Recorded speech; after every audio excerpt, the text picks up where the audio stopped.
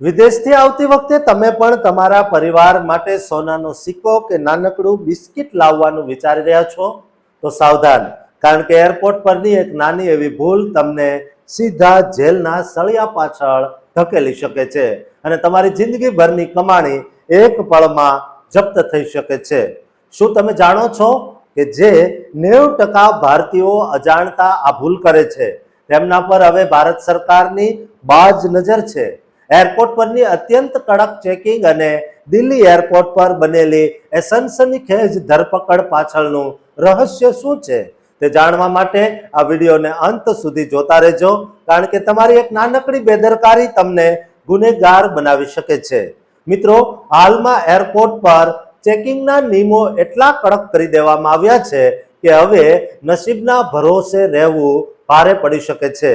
તમે America, London, Oman, કતાર, Saudi કે America જેવા કોઈ પણ દેશમાં રહેતા હો, પણ જો તમે ભારત આવતી વખતે કોઈનો પણ સામાન લઈને આવો છો અથવા કોઈ પ્રતિબંધિત વસ્તુ લાવો છો તો તમારી ધરપકડ નક્કી છે। તાજેતરમાં દિલ્હી એરપોર્ટના ટર્મિનલ 3 પર CISFના જવાનોએ 2 મુસાફરોની એવી રીતે ધરપકડ કરી કે તેમના તમામ મનસૂબા ધૂળમાં મળી ગયા। આ યુવક અને યુવતી ટેક્સીમાંથી ઉતર્યા ત્યારે તેમના હાવભાવ શંકાસ્પદ લાગતા હતા, એટલે તેમની પાસે જે મોટી ટ્રોલી બેગ હતી પણ તેઓ તેને એટલી હળવી રીતે ઉઠાવતા હતા જાણે એમાં રૂ ભરેલું હોય। CISFના જવાનોને શંકા ગઈ કે વિદેશ જનારા કે આવનારા આ મુસાફરોની બેગ આટલી હળવી કેમ? ત્યારે તપાસ કરવામાં આવી અને એક્સ-રે મશીનમાં બેગ નાખવામાં આવી ત્યારે મોટો ખુલાસો થયો। તે બેગમાં કપડાં નહીં પણ અંદાજે 48 લાખ રૂપિયાની દવાઓ ભરેલી હતી, જેના કોઈ જ કાયદેસરના કાગળો એટલે કે દસ્તાવેજો તેમની પાસે નહોતા। આ બંને મુસાફરો દવાઓની તસ્કરી કરવાના ઈરાદે આવ્યા હતા અને હવે તેઓ કસ્ટમ વિભાગની ધરપકડમાં એટલે કે જેલમાં કે હિરાસતમાં છે। આ તો વાત થઈ તસ્કરીની, પણ 90% ભારતીયો જે બીજી મોટી ભૂલ કરે છે તે છે સોનાની આયાત।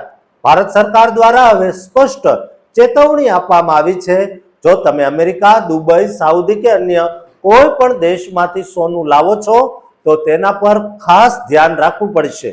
વિદેશમાં સોનાનો ભાવ ભારત કરતા ઓછો હોવાથી ઘણા લોકો વિચારે છે કે ત્યાંથી સોનાના સિક્કા કે બિસ્કિટ લાવીને ભારતમાં વેચી દઈશું, પણ યાદ રાખો કે જ્વેલરી ફોર્મમાં સોનું લાવવા માટે અમુક છૂટછાટ છે, પણ જો તમે 1 ગ્રામ પણ સોનાનો સિક્કો કે બિસ્કિટ લાવો છો તો તેના પર તમારે ફરજિયાત ટેક્સ એટલે કે ડ્યુટી ચૂકવવી જ પડશે।